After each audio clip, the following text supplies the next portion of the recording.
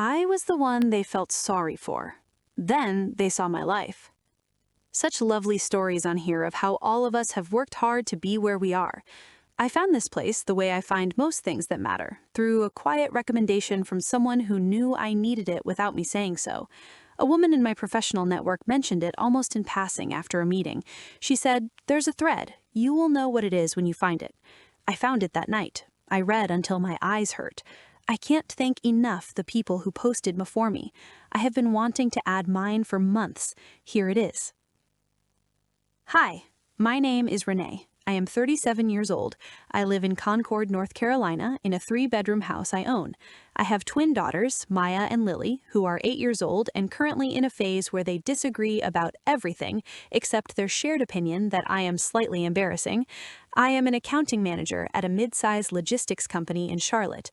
I have a salary, a retirement account, a savings account, and a life that from the outside probably looks unremarkable, and from the inside feels like something I built out of materials nobody handed me. I want to tell you how I got here, not because it is dramatic, because it is real. And because the version of me at 22, working a register at the mall with 2 community college credits to her name and no particular direction, needed to hear that the distance between that and this was crossable. It is crossable. I crossed it. I grew up in Kannapolis, North Carolina, about 25 miles northeast of Charlotte. It is a mill town that reinvented itself after the textile industry left and is still figuring out what it wants to be. My parents, Deborah and Wayne, were steady people.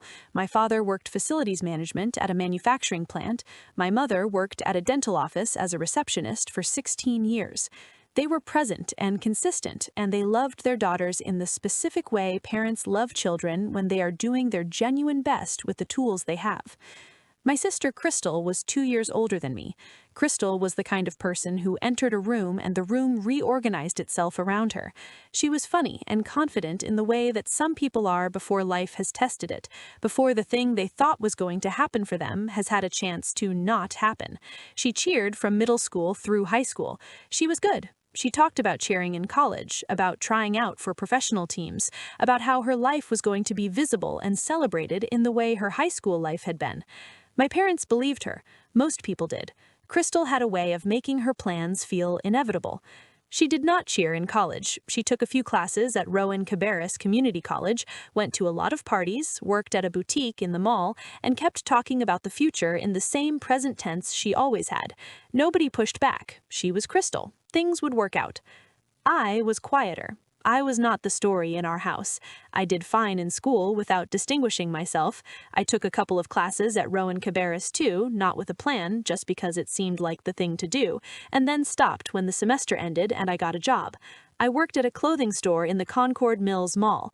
I had a boyfriend named Derek who was funny and comfortable and not particularly ambitious, and I was 22 and I thought comfortable was the same as good. I was not envious of Crystal exactly, but I watched my friends whose families had pushed them, who had gone away to 4-year schools, who had parents sitting them down with timelines and expectations, and I felt the absence of that in a way I could not quite name. Not resentment, more like standing at a window looking at something you did not know you were allowed to want. I married Derek at 23. I was pregnant with the twins at 24. I will not spend much time on the marriage except to say that comfortable and good are in fact not the same thing, and it took me longer than it should have to understand that. Derek was not a bad person. He was a person who wanted a life that fit easily, and I was, as it turned out, a person who needed to keep moving forward. We tried. We went to counseling. We were honest with each other eventually, and we agreed that we were better as co-parents than as spouses. The divorce was final when the twins were 2. I moved into a rental in Concord with Maya and Lily and a budget that required me to account for every dollar and left no room for error. I had been working at a distribution company in Concord since before the twins were born. I was on the floor, receiving inventory checks, basic data entry for shipments. It was steady and it paid enough, and I was good at showing up on time and doing what I was asked and not causing problems. When the twins were about 18 months old, the company did a restructure. My floor position was eliminated, along with several others. My supervisor, a woman named Patricia, who had been there for 12 years and who was the kind of manager who actually paid attention to the people under her, called me into her office before the official announcement. She said she had flagged me for a temporary placement in the accounts payable office while they figured out permanent positions. She said I had good attention to detail and the team was short-staffed and it was worth trying. I said okay because I did not have another option. I sat down in the accounts payable office on a Monday morning with a single mother's clarity about what was at stake, and I paid attention to everything. The office handled vendor invoices, payment processing, expense reporting, and reconciliation. It was detailed and repetitive, and it required you to care about accuracy in a way that some people found tedious. I did not. I found it satisfying in the specific way that comes from work where there is a right answer and you can find it. I asked questions, not constantly, not in a way that slowed anyone down, but specifically and when it mattered. The woman who trained me, a woman named Sandra who had been doing accounts payable for 20 years and had opinions about invoice processing that she shared freely and usefully, told me after my first month that I caught errors faster than anyone she had trained in years. About 3 months in, my supervisor called me in again. She said the company had a learning and development program, employer paid, and she wanted to put me in an Excel fundamentals course that was starting the following week. She said the team used Excel constantly and getting proficient would make my work faster and more accurate. I went to the class on a Tuesday evening after dropping the twins at my mother's house. It was 3 hours in a conference room with a projector and a workbook. I took notes. I practiced what I learned when I got home after the girls were in bed. I was not thinking about a career. I was thinking about doing the job in front of me as well as I possibly could. But something was happening underneath that without my noticing it yet. Sandra retired 8 months after I started in the office. The team was short-staffed, and the work did not pause for transitions. I absorbed part of her workload, then more of it. My supervisor started copying me on vendor correspondence. She asked me to sit in on a monthly reconciliation meeting. She sent me to a QuickBooks training the company paid for, then an accounts receivable cross-training, then a payroll fundamentals course through the community college that the company reimbursed in full. None of it felt like a plan. It felt like doing what was in front of me.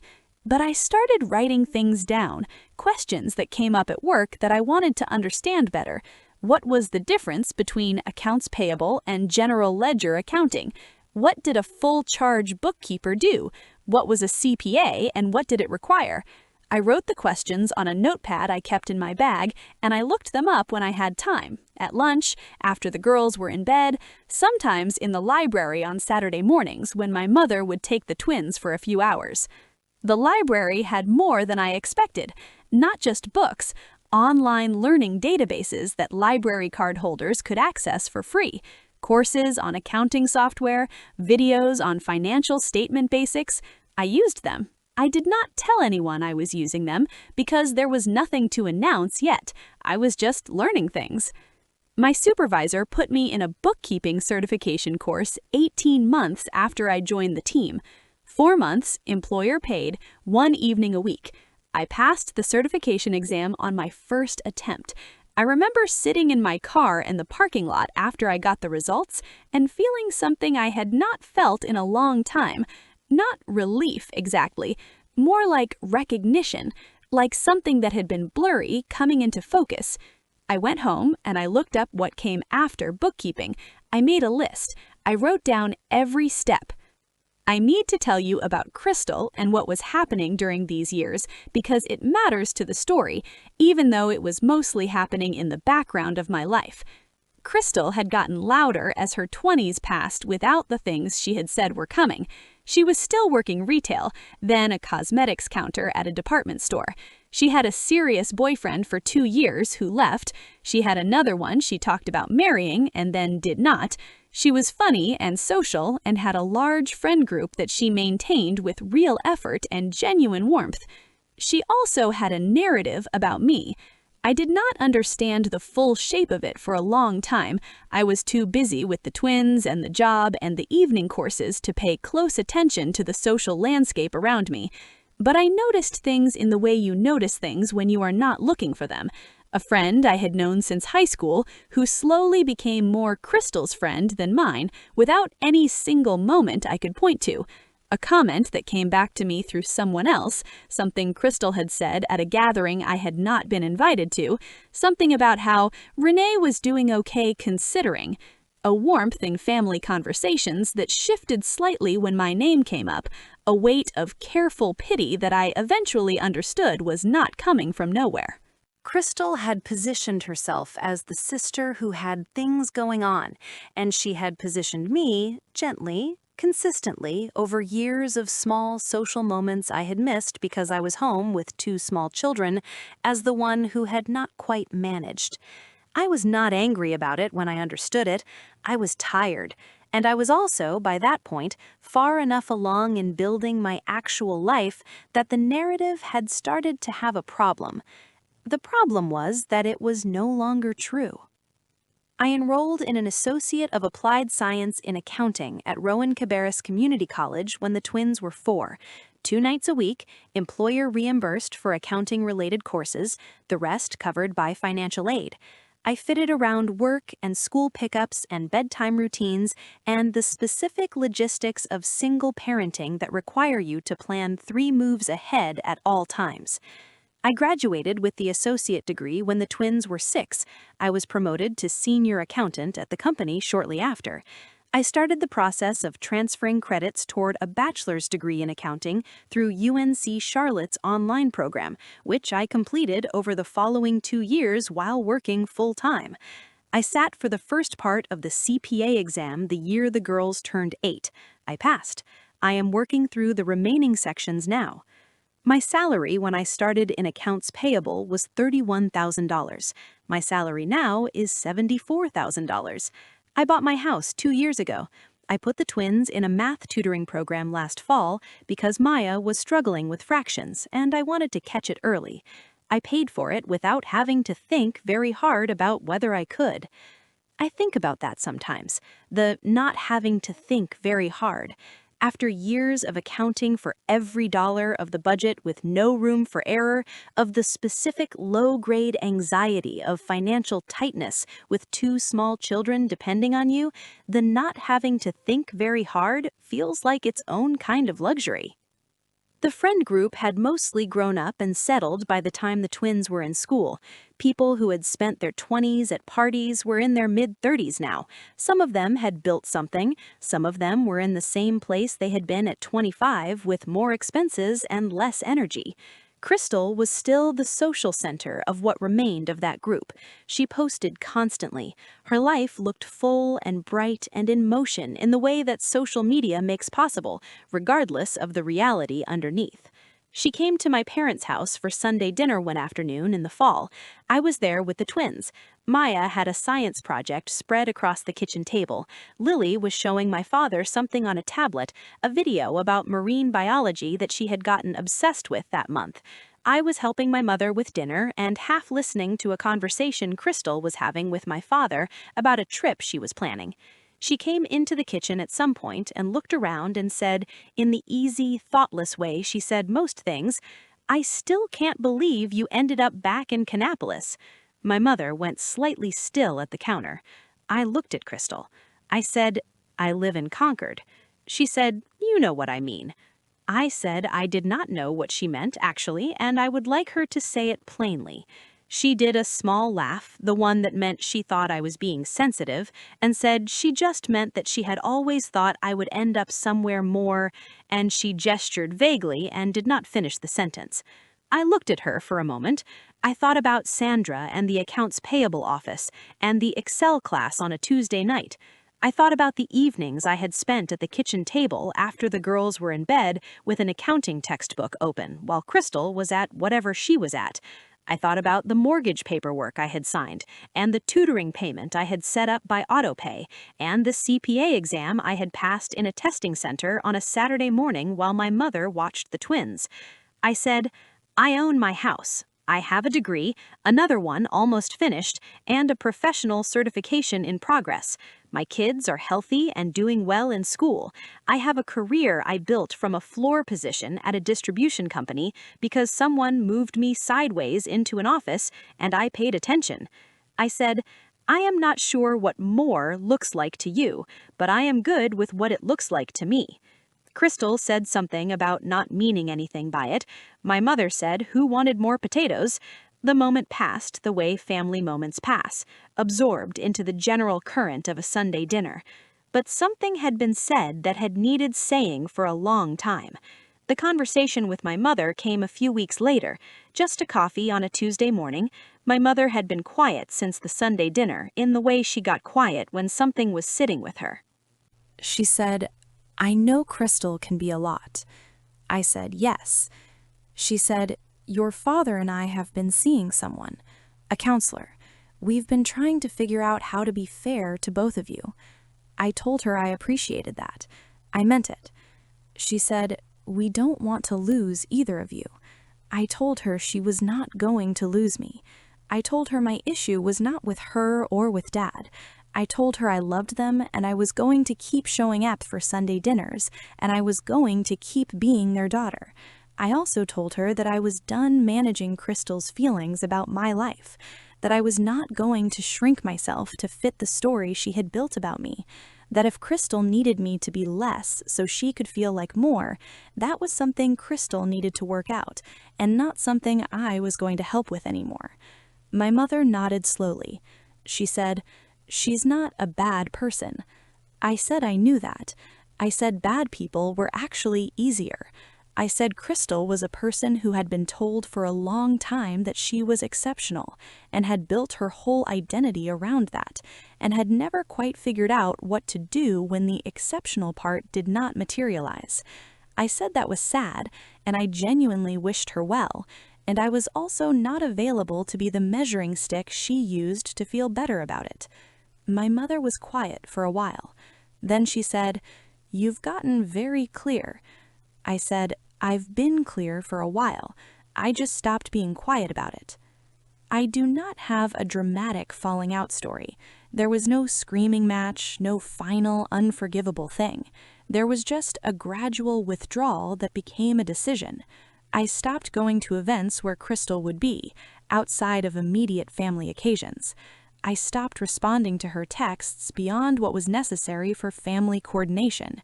I stopped performing warmth I did not feel. She noticed. She made comments through my mother. She posted things on social media that were clearly aimed at a situation without naming it, vague captions about loyalty and people who change when they get a little success. I saw them. I did not respond. My parents continued to see her. They continued to see me. They did not ask me to reconcile, and they did not choose sides, and I respected that, even when it was hard. The boundary was mine to set. I set it. It is quiet on the other side of it. That surprised me a little. I had expected to feel more, loss or relief or vindication. Instead, it mostly just felt like a noise that had been running in the background of my life for years had been turned down. I had not realized how much energy I had been spending managing around it until I stopped. Maya and Lily are 8 now. They are funny and specific and deeply individual in the way twins sometimes are, like the same starting point produced 2 completely different people. Maya is serious and methodical and wants to understand how things work. Lily is social and imaginative and currently convinced she's going to study marine biology. I have not discouraged either of them. I have also taken them to the library more times than I can count, not as a lesson, just because it is there and it is free and it has more than people think. Derek and I co-parent well, better than we were married, honestly. He is consistent with the girls and present in the ways that matter, and we have both figured out how to be adults about something that did not work without making them pay for it. That took time and some help, and it is one of the things I am most quietly proud of. My parents come to the girls' school events. My mother still makes too much food at Sunday dinner. My father still wants to know if my car has been serviced recently. It is ordinary and warm and mine. I am sitting for the second section of the CPA exam next month. I study in the evenings after the girls are in bed, at the kitchen table with a glass of water and my notes spread out, the same table where I helped Maya with her science project and where I did my bookkeeping certification coursework 4 years ago, and where I have been doing the quiet, incremental work of building this life for longer than I can fully account for. The house is paid by a mortgage in my name. The tutoring is on autopay. The retirement account gets a contribution every month before I see the money. The emergency fund has not been touched in 14 months. I did not start with a plan. I started with a lateral move into an office and an Excel class on a Tuesday night and the specific, focused attention of a person who understands what is at stake. Nobody handed me a map. I made it one question at a time. If you are where I was, working something that doesn't feel like a direction, doing okay but not building anything, I want to tell you one thing. Pay attention to what you are good at when nobody is grading you, the thing you do carefully when it doesn't have to be careful, the thing you get right when getting it right was not required. That thing is information. Write it down. Then find the next step and take it. The distance is crossable. I promise you it is.